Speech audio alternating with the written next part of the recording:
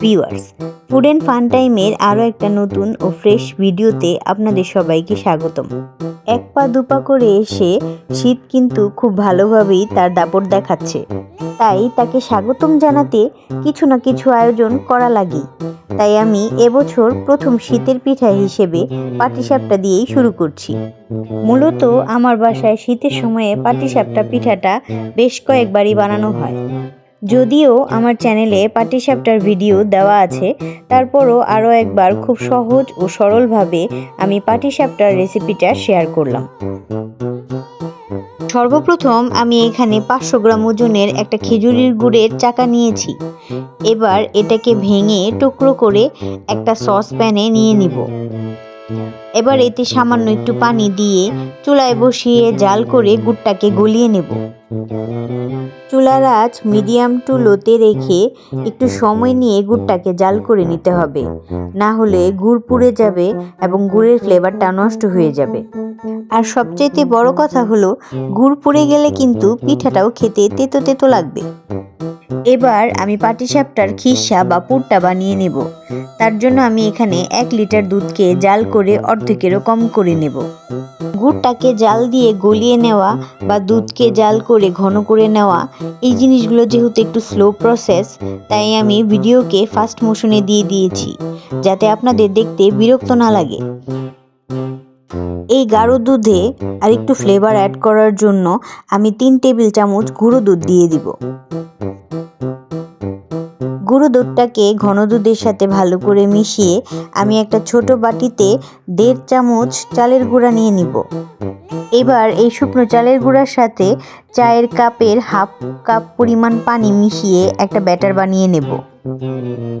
এই চালের গুঁড়ার মিশ্রণটাতে খুব বেশি পানি দিবেন না, এটার ঘনত্ব ঠিক এমন হবে।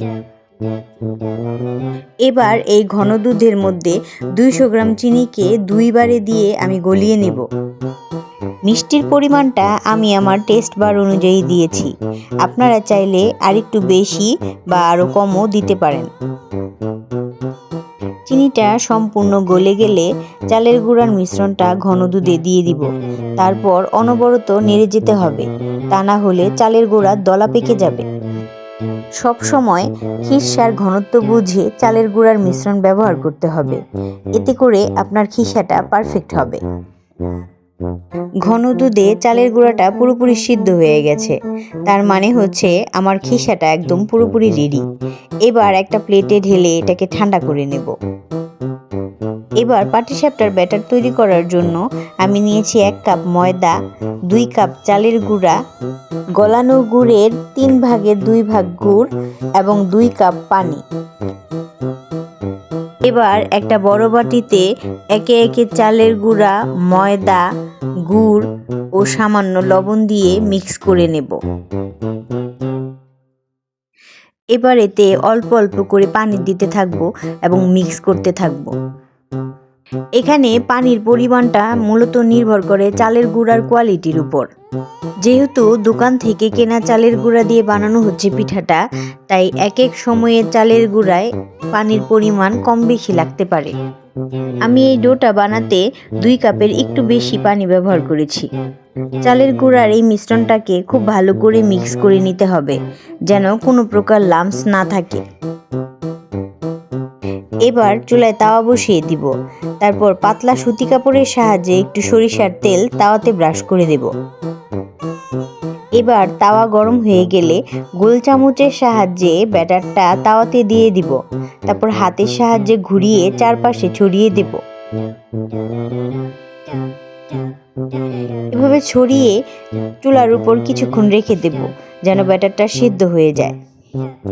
তারপর এক পাশ থেকে খিসা দিয়ে দিব। খিসাটাকে পুরো পিঠের মাঝ বরাবর ভালো করে ছড়িয়ে দিয়ে আরেকটা চামচের সাহায্যে এক পাশ থেকে পিঠাটাকে ফোল্ড করতে থাকবো।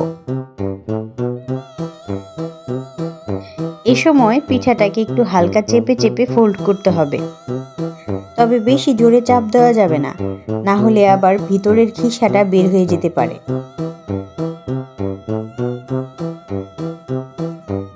এই একইভাবে আমি সবগুলা পিঠা একটা একটা করে বানিয়ে নেব।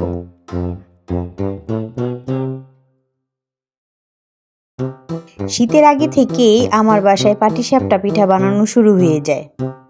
শীতের সময় বেশি করে খেজুরের গুড় কিনে আমি ডিপ ফ্রিজে রেখে দিই সারা বছর পিঠা বানিয়ে খাওয়ার জন্য।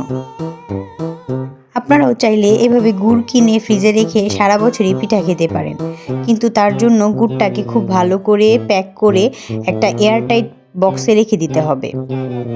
পিঠা বানানোর 2-3 ঘন্টা আগে গুড়টাকে ফ্রিজ থেকে বের করে নিলেই হয়ে যাবে। আর এইভাবে কিন্তু গুড়ের টেস্ট এবং ফ্লেভার খুব ভালো থাকে। আমি আজকের পিঠার খিরসায় চিনি ব্যবহার করেছি। আপনারা চাইলে এখানেও গলানো গুড় ব্যবহার করতে পারবেন, ওইটাতে আবার খিরসার ফ্লেভারটা আরও ভালো আসে। আমার কাছে গুড়ের খিরসার চাইতে চিনির খিরসাটা বেশি ভালো লাগে, তাই আমি আজকে চিনি দিয়েই বানিয়েছি। তবে আপনারা চাইলে গুড় দিয়েও খিরসা বানাতে পারেন। আর হ্যাঁ, এইভাবে পিঠা বানালে অবশ্যই আমাকে কমেন্ট করে জানাবেন পিঠাটা খেতে কেমন হয়েছে।